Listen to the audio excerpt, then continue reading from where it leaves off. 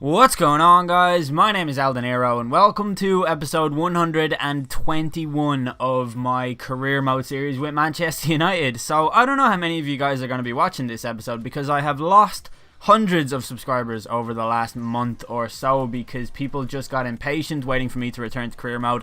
I just wasn't pushed to do it because I wanted to actually play it when I felt like playing it. So if you are new to the series, we're with Manchester United. We're in the year of perfect vision 2020, and on your screen right now you're looking at the stats of the players that I have signed for this summer on pre-contract deals who have arrived into the club. There's a player called Kister who is a regen playing for Bayern Munich. No idea whose regen he is. He just looks like a very, very good player all around. We signed Juan Jesus, the 29-year-old defender from Inter Milan, and we signed James Rodriguez, who is 92 rated and one of my favorite career mode players of all time, it has to be said. This episode is going to be cluttered with transfer activity, so I hope you guys are okay with that. Now, if you're watching the video, and you wouldn't mind leaving a like to support the series and the return of the series, that would be amazing. I don't know if we could reach 1,000 likes, but if we do reach 1,000 likes, then there will be another episode later on today. So that is the challenge for today, if you guys can hit that. We got an offer for Nathaniel Chalobah from Roma of 23 million, and I thought, like, he's a pretty good player. He's 25 years old. If they give me like up to about 39 million for him, I will accept it. And Atletico Madrid put in a bit of 8.8 million for Marcus Rojo, which I told them was what I wanted. He's transfer listed anyways, so they agreed to that asking price and they have gone to negotiate with him. I also made an offer for Mehdi Abeid because every single time I play against him, he scores incredible goals. If you guys aren't familiar with this series and you want to familiarize with yourselves with it, there'll be a link in the description to the playlist overall, so you can just get a brief summary of how I've done and what has been happening. Now, Barcelona are making an offer for cult hero Hector Villalba, which I say, you know, I'll take 80 million because I knew they wouldn't offer that, but if they did, every player has an asking price. You know, every player's got a price, and I will sell anybody for 80 million probably. But eventually Barcelona did actually back out of it. Roma backed out of the Chalobah bid, and Rojo went to Atletico Madrid. I think that's everything that's been happening. Newcastle rejected our bid for Abeid. They wanted a higher sum, and Bolton came in with a bid for Will Keane, who for some reason is still at the club. I have no idea why he is even here, what he's doing. We got a transfer offer from Matteo Signorini. Now, I had really high hopes for this kid, and I wanted to keep him at the club because he was really good. Like, he's a really good player. He's a 4-star skiller, and he looked like he had really, really high potential, but that potential will never be realized because he is glitched and he will not progress at all. Any stats above his mental stats will not progress because the game is fucking stupid. But I made an offer for this Gael Greaves guy who is a free agent. I'll show you his stats if and when we do sign him. And I made an offer for Luciano Vieto because he keeps on coming up in my scout reports, and I figure he's going to be quite good. He's an 80 overall, and I offered 3 million plus Javier Hernandez, who is aging, and I just want to get rid of him. I also made an offer for this guy Kino Coulson because his name is Kino and it's fate.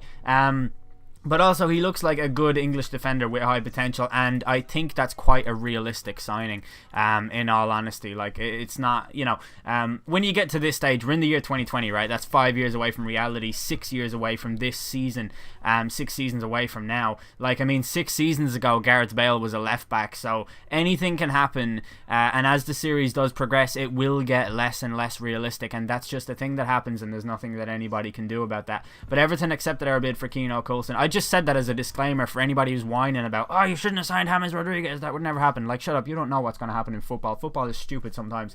I made an offer as well for our offer for Luciano Vieto was accepted, as was our offer for Kino Coulson, so we offer contracts to both of those guys, and hopefully they come back to us, and then we sign Gael Greaves. He's only 66 rated, but I just thought we need to kind of fill out the team with some young players, and we get Kino Coulson in as well, as he does agree to sign for us. Gael Greaves, I don't actually know if I have his stats. I don't think I actually showed them, and after I said I would and all, I'm such a dickhead.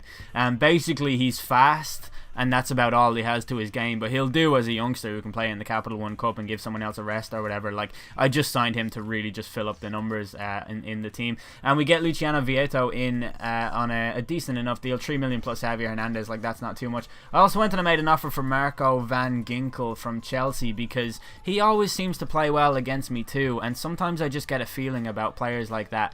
And I also made an offer for Gareth Bale. I don't know if you guys have ever heard of him, but he's this Welsh guy who plays for Real Madrid. and he's one of my favourite players in the world. I don't know if I've ever mentioned that on my channel. I don't actually think I have, but I've got a Gareth Bale jersey in my wardrobe with the number 3 on it that I've had for like 7 years, because I don't know, he's always been a player that I've watched quite closely, and I offered 18 million plus Schürrle for him, which seems ridiculous, but Schürrle is actually younger. So I don't know, like Schürrle's at his absolute peak in this game as well, like he's 88 rated or something like that, so it's not a ridiculous thing to do, you know. Real Madrid eventually accepted our transfer offer too, so we got to offer Gareth Bale a contract, which I was really excited about, 275 grand plus 2 years. I figure if I'm gonna return to career mode, like, I'm gonna sign players that I want to sign. I'm gonna make this as enjoyable for myself as I possibly can. And while I totally appreciate that people consider me to be one of the more realistic YouTubers out there when it comes to career mode, it's 6 years into the fucking future. Do you know what I mean? Like, it's different now. We offered a contract to Van Ginkel after a bid for him was accepted. We offered, I believe, Herrera plus a cash sum for him, and then we signed Gareth Bale and get him into the club, which I was really, really excited about, because I love Gareth Bale and I wanted to use like really highly rated players like this. Like, my goal for this save, for anyone who doesn't know, is to get a job offer from Barcelona or Real Madrid, because those are the two clubs who have a sort of an infinite well and ability to pull players who have just this massive star power. And Manchester United have it too, but I mean, Barcelona and Real Madrid are just the clubs, you know.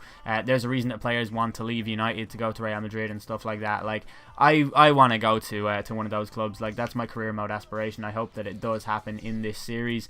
Wolfsburg made a bid for Wayne Rooney, and I accepted it because he's 34 years old, and I just don't even like him anymore. He's not really that fast. He offers nothing that the other players don't offer, and I just figure I'll get him in. Also, Barnsley made an offer for Guillermo Varela, who is 64 rated at the age of 27, so I don't think he's going to make it. So I accepted that offer, and we let that happen. Then my bids for Abeid and Van Ginkel were both accepted. However, I don't think I showed my second bid for Abeid, but it was basically Herrera plus cash. It was a mirror of the Van Ginkel bid, so they're the same bid. They both include the same player, and a little bit less cash for Abeid, and I had to figure out which one to accept, and eventually I did actually go for Marco Van Ginkel, because I just thought that he looked better.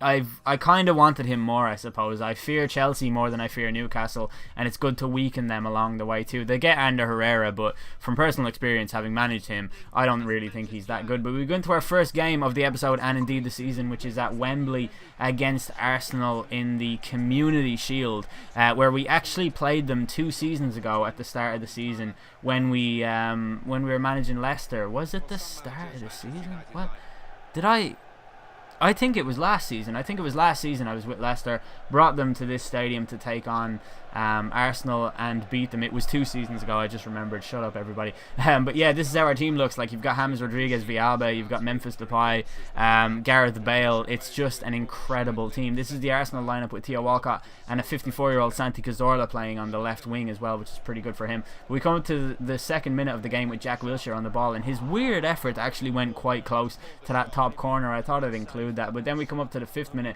with Villalba playing the ball to James Rodriguez, who does quite well to get a ridiculous shot off as well, but the goalkeeper saw it go wide. So 2 kind of tame efforts early on, but a signal of intention to go out and you know, attempt to win the game, essentially, which is what every team should do in football. The ball comes to Danny Welbeck in the 18th minute, and he lifts it over De Gea into the back of the net and celebrates as if he's never played for Man United before, which I didn't really take too kindly to. I thought that was a bit of a dickhead move from Danny Welbeck, but that will happen.